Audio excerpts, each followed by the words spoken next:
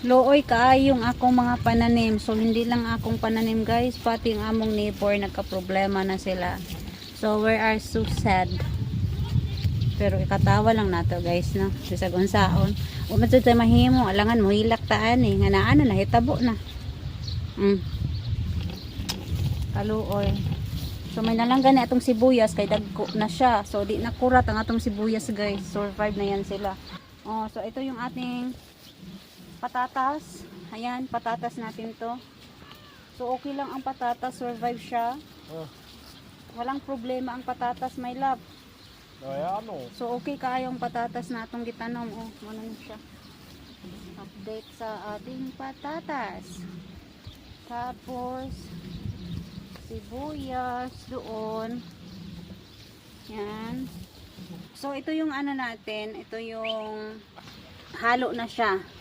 So mayroon siyang kalabasa, tsaka mayroong opo. So gipang ano talaga yung ano guys. Alam mo yung hitsura ng ating opo. Oh. Mura siya gikastigo gayod ay. Grabe oh, mga dahon niya oh. Tingnan niyo. So sa ice ni siya nga nagsigig kahulog bitaw.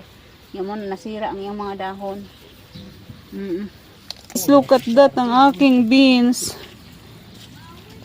Hala, gikastigo. Look what happened for the beans. Talagang nasira ang kanyang mga dahon. Oh, dahil sa ice. No. My gosh, wala na akong long beans. I don't have long beans anymore. Sana ma-recover siya. Ay, grabe yung okra dito, natubigan na. Ito. Oh my gosh. Guys, ito yung talong ko. Okay naman ang talong. Survive ang okra gayod koy. Agoy itong mga beans. Mga beans, oh malaki na sila guys. King mga pananim. My gosh. Oh, tingnan nyo naman yan guys, oh.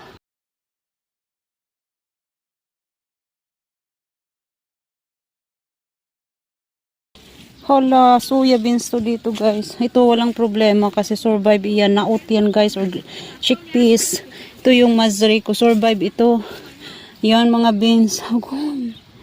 Agoy yung aking spekla, carrots, aking mga bell pepper, mga ano to.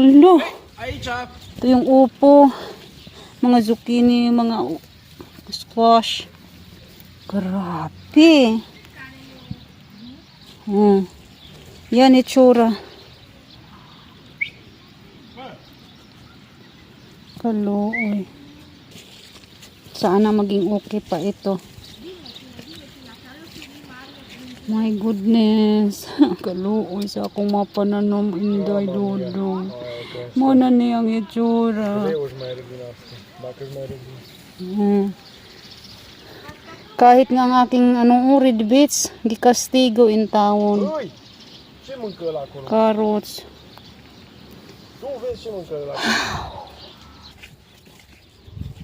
So tayo mahimo guys. Kaya natabo na. Ulay kansi yun lang talaga oh.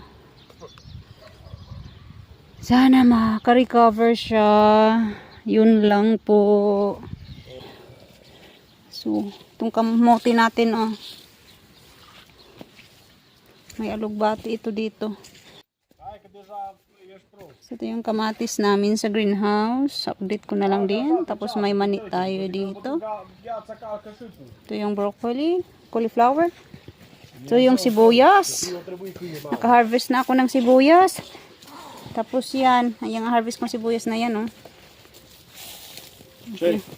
Yung sibuyas. So ating garlic. Oh, ito yung harvest kong garlic. Tapos meron pa tayo itong mga garlic. Ayan. Bring this. Ito garlic. Mami, kita kita makan na nimo. Karong ka lang. Nana ka, itali na ka. Kamatis natin. Ayan, laki na sila. Tapos ito yung aking sayuti. Okay kayong sayuti natin guys. O, sana mamunga siya no. Wish ko talaga na mamunga na siya. So, dalang puno lang ng sayuti meron ako kasi namatay yung dalawa.